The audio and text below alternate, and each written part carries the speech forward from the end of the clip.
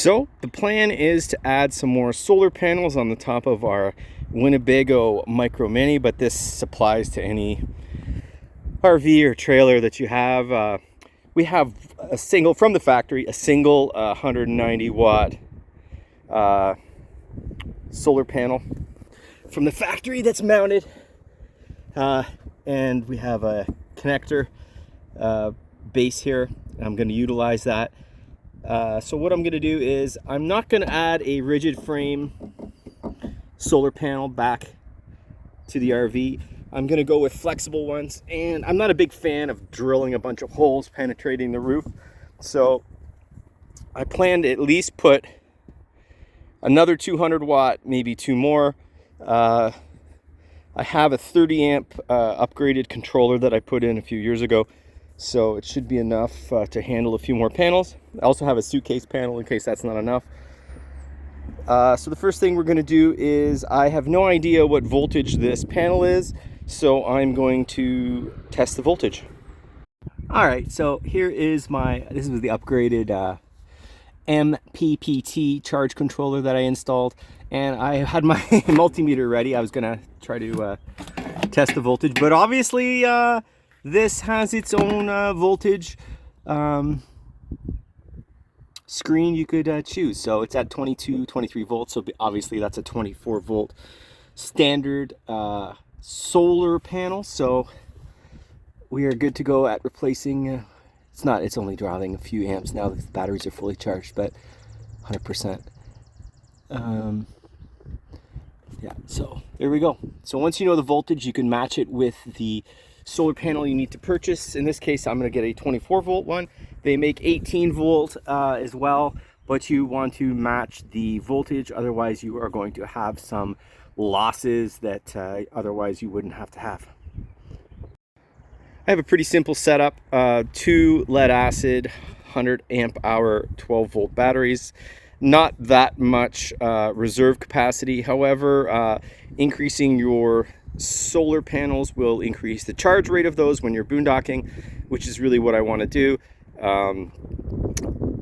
And I've also upgraded already, I think I showed in a previous video, but I have a 3000 watt Renogy inverter already, and with the 30 amp plug. So all you do when you're boondocking is you take your power cord that's plugged into the wall right now, and you just plug it into there, turn your inverter on, and you've got everything powered up, ready to go. The only thing you have to turn off is your charge controller in your RV so that you don't have a parasitic loop started. And that's basically my system. It's pretty simple. All right, so we are going to finally, I got the solar panel in from Amazon. It's a 200 watt flexible panel, and I have the adapter connectors for the MC4 adapter, or the connectors. I verified on the roof that it's easy to take off, and these are what they are. They're basically 1 into 2, so you could add one more solar panel to the existing wiring that's up there. I verified the voltage is the same, and my solar controller is a 30 amp, so it should have no problem with an extra panel. So those are things you should verify, or if you overload the system. And we're going to install this. All right, so one of the issues that these flexible solar panels sometimes have is overheating, and then cells get burned. One way to alleviate that is adding an air gap to them. What I'm going to do is use some of this adhesive backed foam, and as long as the leading edge towards the wind when you're driving is down in the sides, and you're not going to be traveling backwards with any sort of crazy wind, leaving a slight opening at the back for the heat to dissipate, I think is the best way to go. I'm going to use butyl RV roof tape, which if you've ever used, is extremely adhesive and sticky. There is no way this is coming off the roof using that tape. It's crazy sticky. So I'm going to put some of this this foam on the back in strategic places and create like an air gap. All right, so we've added some adhesive backed foam that's really squishy. You can see it's like really squishy with spaces in between, basically to let air flow. This is going to be this one here is the leading edge, so as long as that can bend down and there's no air gap for that, and when you're driving the air can't get through.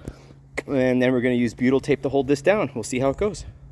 All right, so first things first, this is approximate location. Those are the connectors there, so I'm going to have to make sure that they fit onto the little junction box, and then I'm going to use the, I guess it's the doubler for the MC4 connector. I think it's MC4 connector. Anyways, and then the final thing will be to tape it down. It's literally as simple as that. Right, one other thing you have to do is verify the polarity of the connectors, and this is the voltage coming off the panel, 22 volts. So what you do is take your multimeter and put the probes in what you think is positive and negative, and if it is the correct polarity, it'll read without a negative sign. It'll just, that's the actual polarity, and if it's reversed, it'll have a negative. So in this case, the positive is the male connector in this case. Slip in your adapters here. Obviously, one's going to be male and one's going to be female. Of course, that one's tight. Piece of shit Chinese connectors.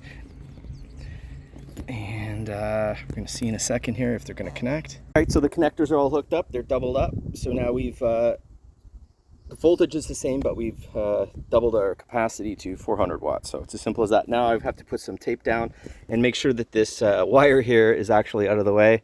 So that's, might move it back a little bit out of the way or angle it, because it really doesn't matter the direction as much. All right, so a little bit of tape on the leading edge, but then now we've got the strip down there. Use a roller. This roller works super good, and this shit sticks like you wouldn't believe when it's stuck on properly.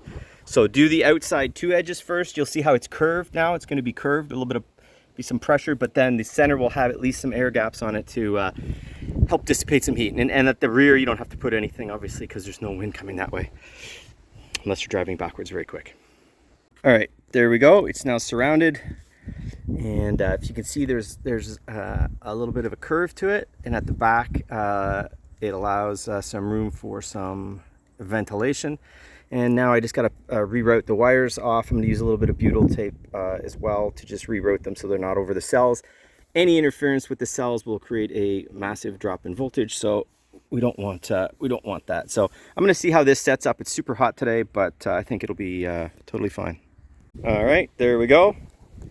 I use the butyl tape as wire strainer reliefs as well to make sure that it doesn't go in front of the cell. Time to do this. You could do this in 15 minutes. Time will tell how well the leading edge stays on there. I think it'll be fine. And then, as you can see, the rear has some lift on it, just for a little bit of ventilation under there, with that foam using as a standoff.